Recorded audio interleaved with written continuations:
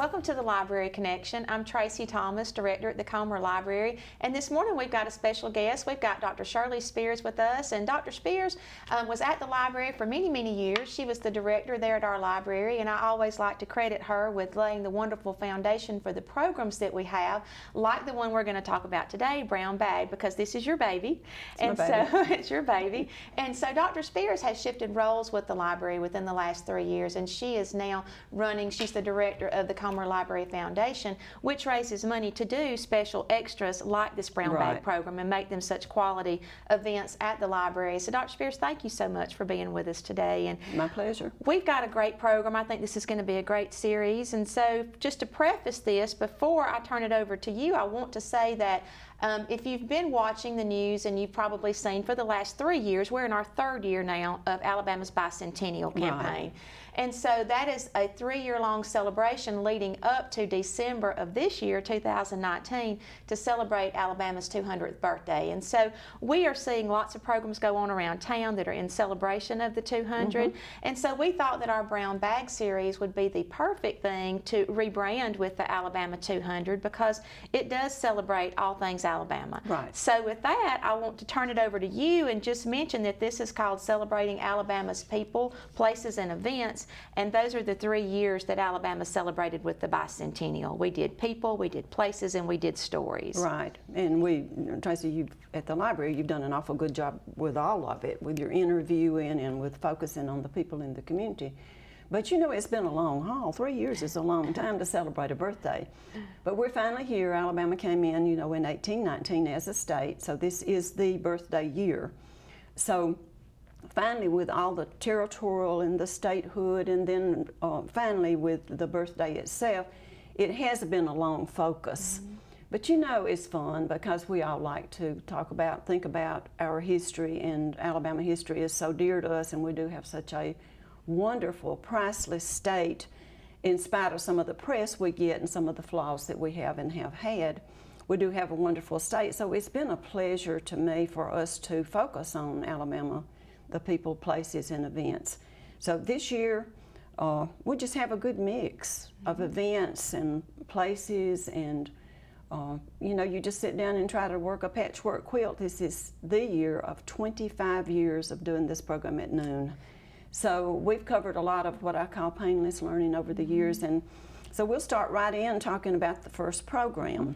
We kick off on September the 18th, and so we're looking forward to that. And for people that don't know the format of our program, and I do want to mention that quickly, we open our room, we call it our refreshment room, at 11 o'clock, and then at 12 o'clock we move across the hallway into the auditorium. And so what we like to encourage you to do is we call this a brown bag lunch, because we like to encourage you to bring you a little sack lunch with a sandwich, and the library will provide the dessert and the drinks. And we like for you to come for that hour from 11 to 12 and just visit with your neighbors and fellowship with people. And we find that that adds as much to this program as the actual presenter itself. I think it does, thanks to SouthFirst Bank and to the Hickory Street Cafe, and we have a wonderful team of volunteers that help us out. So we do plain just have a good time with this. But that first one, we decided we like kicking off with music because it puts us in a good mood, it's upbeat. And so we turned to Spring Street. They call themselves usually the Spring Street Four. It's a little quartet from over at the Methodist Church. Last year they did the Christmas concert. They're very talented, and so we asked them to come in and do some songs that are about Alabama, by Alabamians, or enjoyed by Alabamians. So that opens up a wide range.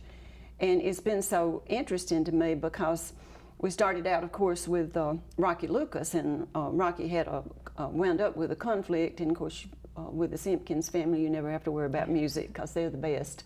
But David is choreographing, he and Katie will be singing, and then Matt Crocker and Steve Lewis will be helping them. And I promise you, I have seen the playlist, and you have too. Yes. And the songs are incredible that they're going to sing, so we're just going to have a good time with that program and just get off to a good start with our new series. So we look forward to that. We hope everybody will come out and make a good statement Most people are saying already, they've been asking for what, 2 months? Yes. When do we start back? So we're starting back, and we look forward to seeing you people who've been talking showing up. So that'll be a good thing. We always have good crowds. We do, and we sent our flyers in the mail. If you're on our mailing list, we sent our brochure, our flyer out last week, and so those are hitting mailboxes right about now. And we send out about 1,000 of those. We've got a pretty good sized mailing list. And if you're not on our mailing list and you'd like to be, you can just give us your address that day. We have a notebook in the back of the auditorium on a table. We'd love for you to sign your name up and get on our mailing list. But yesterday at church, I had several people say, "Gonna see you on the 18th. Can't wait. Got my flyer in the mail." So we're excited that people are excited about And this. they go all over the state. They do. You know, we have people come in from a 50-mile radius, and sometimes we'll have about 50% of our audience from out of town. So we're proud to be an economic driver for Sylacauga. The library has always been a big part of drawing people in. So Absolutely. we're very proud of that. And Well, on September the 25th, we're going to have Alex Colvin. Now, we've had Alex before, and she does a really good program. Well, Alex, since that time, has gotten her PhD, and she has a wonderful job down at the Alabama Department of Archives and History. They snapped her up, as I would have too. And so she is their early Indian expert. And so when we started thinking about doing some programs, and we have done these subjects before, but I feel a tremendous drive to revisit some of these subjects so that we don't forget parts of our history that I think we need to, and that people enjoy looking at, thinking about. And one thing that people do love is Indian history. So I asked her to talk about how the early Creeks lived, because they're such a part of our area. They lived in Coosa County and Tallapoosa County, and they were all around us here, and a lot of people have ancestors that were Indians, and so there's an eternal fascination with Indians. She's going to talk about how they're set up. You know, they go by sort of the mother's bloodline, and I don't know that I understand all that, but I try to every time somebody goes through it.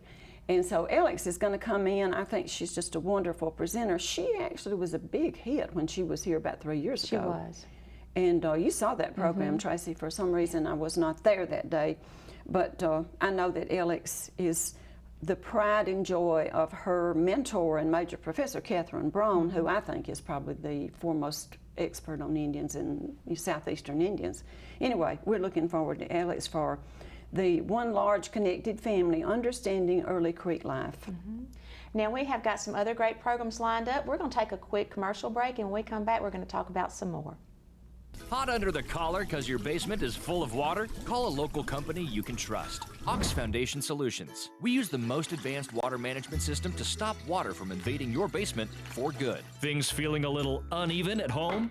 Ox Foundation Solutions will fix your uneven concrete sidewalk, driveway, or basement in no time. Ox Foundation Solutions has the best plan to keep your home safe. If you are experiencing any issues with your sidewalks, basement, crawl space, or foundation, get a free estimate from Ox Foundations.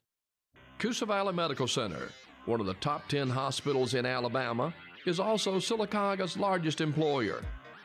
Services from the emergency room, to surgery, to cancer treatment, to post-stroke care. You won't believe what's right in your backyard. It's Coosa Valley Medical Center in Sylacauga. So, if you're sick in Alabama, choose one of the top 10 hospitals in Alabama.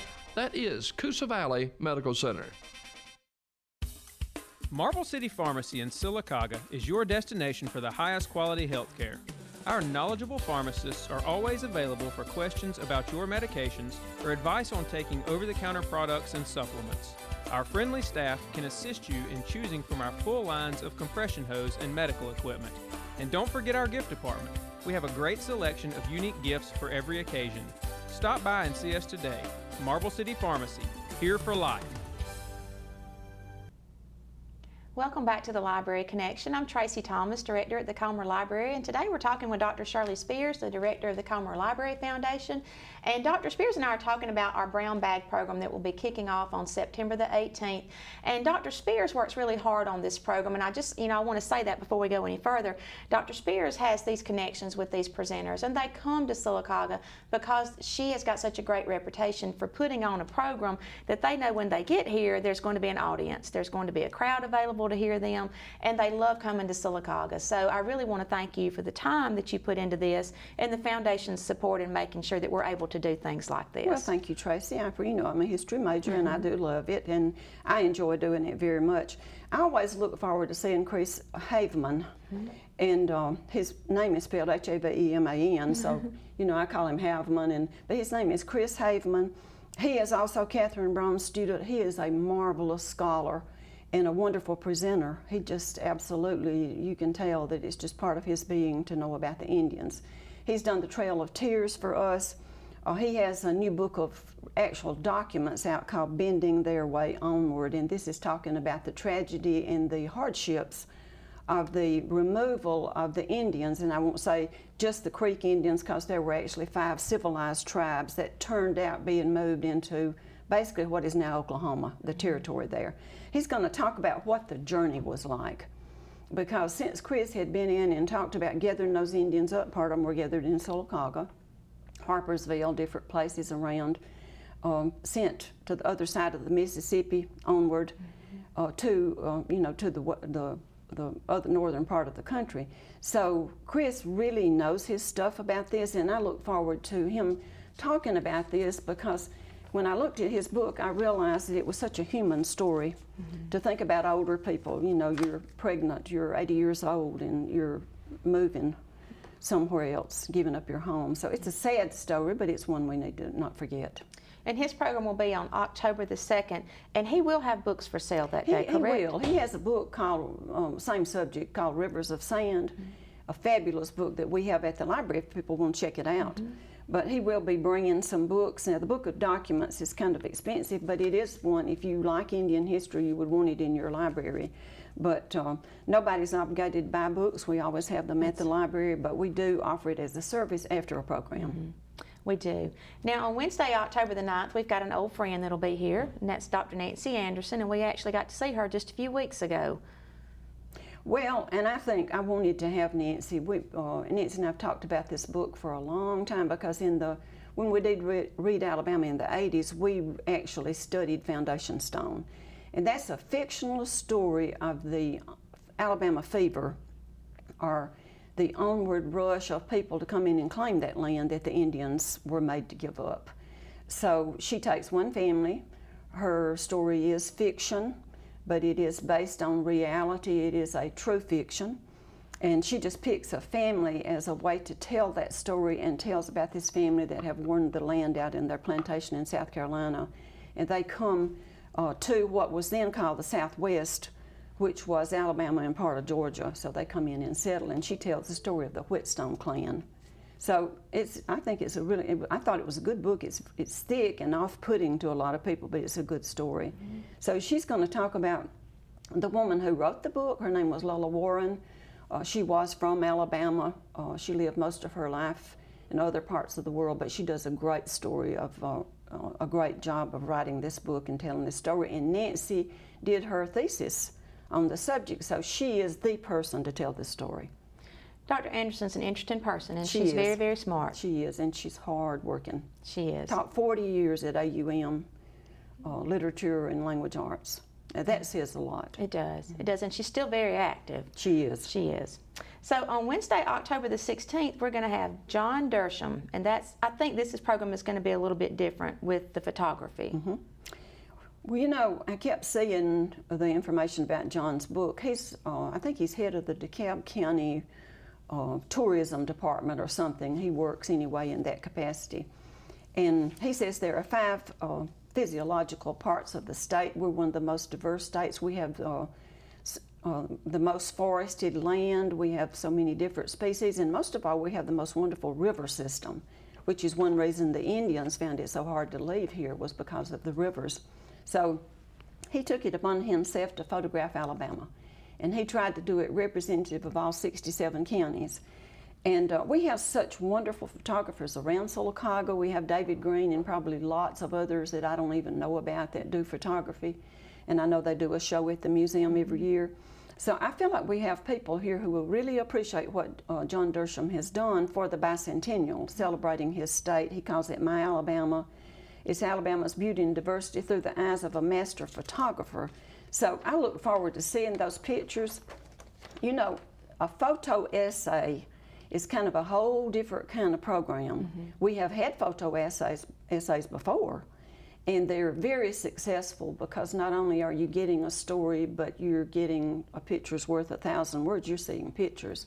So I think that's going to be a fun program and a little bit different. We don't do that very often, but I think this is going to be wonderful. I'm looking forward to it. Well, I think too that there's so many of us that will learn so much more about our state through photos than what we've ever realized was there. Well, you know, David Green posts a photo every day, and I'll have to say, I look at David's photos every day. Today it's purple flower. Yeah, it's wonderful what he posts and how he tells our state story and other states too. So I salute David Green, and I look forward to David being there that day.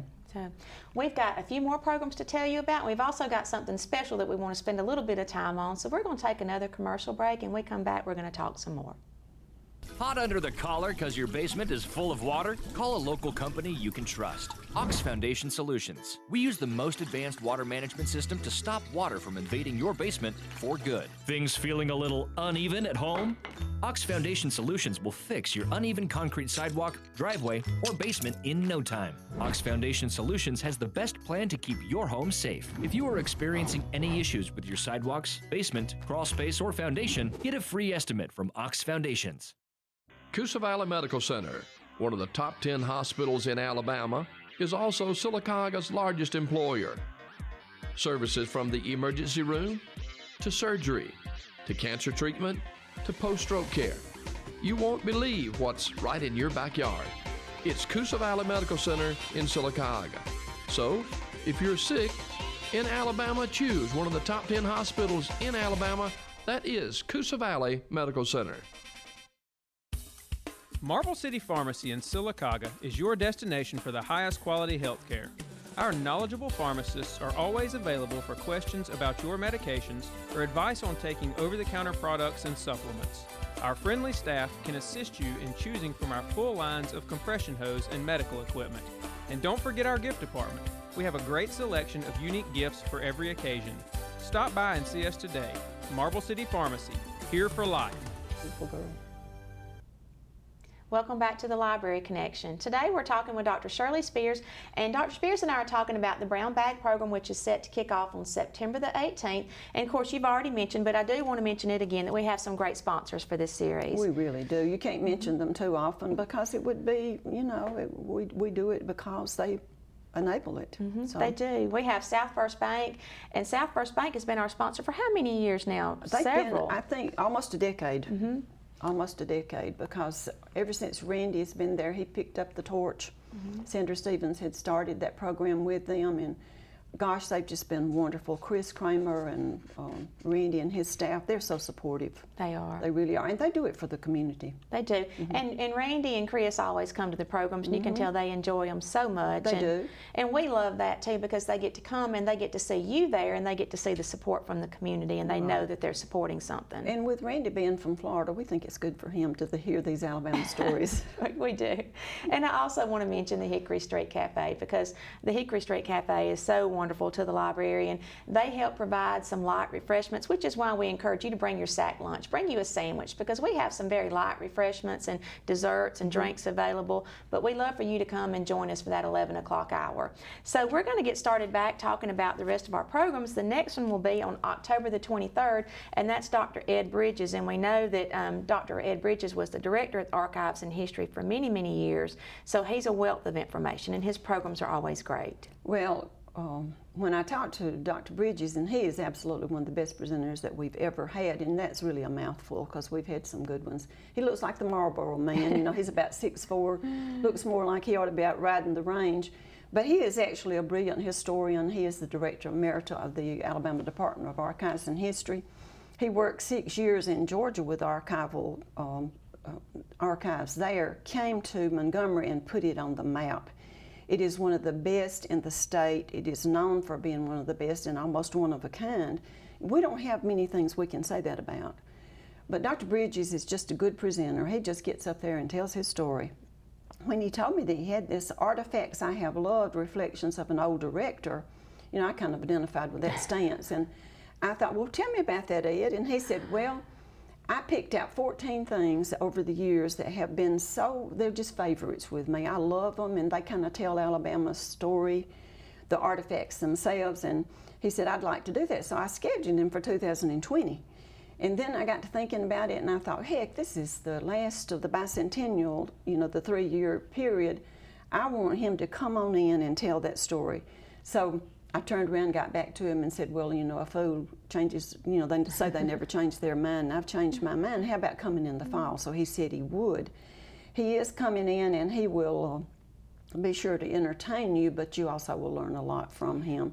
He is a very special man. He just did a stint directing the Fine Arts Museum in Montgomery after he left, and they have a wonderful new director now named Steve Murray, and I know that he and Steve care so much about each other and work so well together, which I think speaks great for both of them. But he's got a great story to tell, and I look forward to seeing him. And then we have another music program because people love the music programs. And we have another one on Wednesday, October the 30th with Roger Vance and the Sylacauga Songwriters Showcase, and that's always a good one. Roger Vance is just a character, and he's one of my favorite people in the world, and he's just so kind and giving and caring. He and his wife are, and they've helped the library in different ways. They've gone out and done senior programs for us. And so about 3 years ago, he did a songwriter showcase and brought some of his songwriters in, and they just were so entertaining. And we actually gleaned some programs from that later. We had some of those singers come back in on standalones. And so anyway, some of them are dead now, that first crowd that came in, but he's got 6, I believe. There'll be 6 including him. They'll come in and sing some of the songs that they've written. And I don't know if you've seen on the YouTube or the Facebook or whatever, but the Aggie from Sylacauga, he does a takeoff on Merle Haggard's Okie from Muskogee and sings a cute little song about Sylacauga. And I actually think we just got tremendous feedback on it. It's so fun to look at. And he is a fun guy. But he's also very talented, and he's a great songwriter, and he likes working with other songwriters. So I look forward to having Roger. I think we're blessed to have him and his wife in the area, and to have his interest. His chainsaw art, he promised to bring a couple of pieces of that, and it's fascinating to me. So I know that Joe will enjoy displaying his chainsaw art, where he takes the stumps and the pieces of wood and carves it into art. He's just multi-talented. So celebrating with Roger Vance and the Sylacauga Writers Showcase, I think it's going to be a great program. Okay. And then we always like to wrap up with something special, and we're going to wrap up this series on November the 6th with Dolores Hydock. Well, Dolores has been coming for years, and she does Truman Capote's Alabama, the Christmas memory thing that he has. She does it in Birmingham every year, and of course it's usually a ticketed event, so you get to do it for free, a Christmas memory. So she'd never mentioned it, but being late in November, and it's Alabama bicentennial, and you've got Catherine Wyndham Tucker, good old Alabama storyteller, and you've got Truman Capote, and you've got 2 beautiful pieces of literature there. So she said, what about I do that? I don't think I've ever done it there, except she did do it one time for a Kiwanis party. But as far as doing it for the brown bag audience, I don't think, unless they went to Birmingham, this crowd has ever seen a Christmas memory. So I look forward to having Dolores. I think she is absolutely the best storyteller that I've ever seen. She's wonderful, and she is definitely a crowd favorite. So she is. She always sends us off to the holidays on a high note. She does, and it will be a wonderful program. I would not miss it if I had not seen the Christmas memory. If you haven't seen Dolores, if you'll come and see her, you'll always come back to see her again. You will. Now, that is the programs in our Brown Bag series, and so every once in a while we have something special that we get to add on, and so we have got something special that we're going to be adding on in October. And this is something that the library and the foundation have worked for many years to see to fruition, and so I'm going to let you make that announcement. Well, we started in 2009. That's a decade. And we did a marble booklet. Our first marble festival, we did History of Sylacauga Marble, a little booklet. It's a fabulous booklet with Ruth Cook in Birmingham. It was just part of that first festival. So, we had a brainstorm that we wouldn't mind exploring the history of Sylacauga marble and maybe trying to do as definitive a history of marble as we could, because we knew that there'd been a lot of hands changed with the marble companies and that it would be a long, drawn-out process. And we actually, it's kind of like remodeling the library. The time we raised money for 12 years, and people say, yeah, they're going to redo the library. Yeah, they're going to redo the library. So it's been that way with the book. It's taken a long time, but it's worth it because we had to ferret that history out. Ruth has traveled all over the state. She's done interviews. Many of the people that she interviewed in 9 and 10 are gone now, so we're so glad we got those stories from them. And so we have a book. It's supposed to come in the 25th day of September, at which time we will be able to do a program to debut that book, for Ruth to tell her little story about how she did that book, and also for people to have a chance to buy the book. It's really beautiful. And it has a picture of Sylacauga emerging, the sculpture across the street on the cover. The title of the book is Magic in Stone, the Sylacauga Marble Story. So we are so glad to have had Ruth Cook come our way. We think it was just not particularly fate. We just think that she's such a blessing and that she's part of the marble phenomena that we've experienced for the last 10 years. If you don't believe it's a phenomenon, go down to the library and look at the marble collection there and see the things that have come of it. We're coming up on, I believe, our 12th festival. And so we're so happy about this book coming. We've had so many people asking about it. We've been trying to post the flyers. So Tracy and her staff will be getting ready to host that event and for Ruth to come in, and we hope that people will come out and say hello to her, buy a book, get her to sign it, and go home and enjoy that book, because it's not just a history of Sylacauga marble, it's a story. It's a story of the people, of the culture. It's just so much more than a history book. Well, and I think too, for people that may not be aware, I think that Dr. Ted Spears did such a great job with helping to bring the marble quarries to the forefront when our textile industry and some of our other major industries went out 2007, 2008, 2009, along that time period.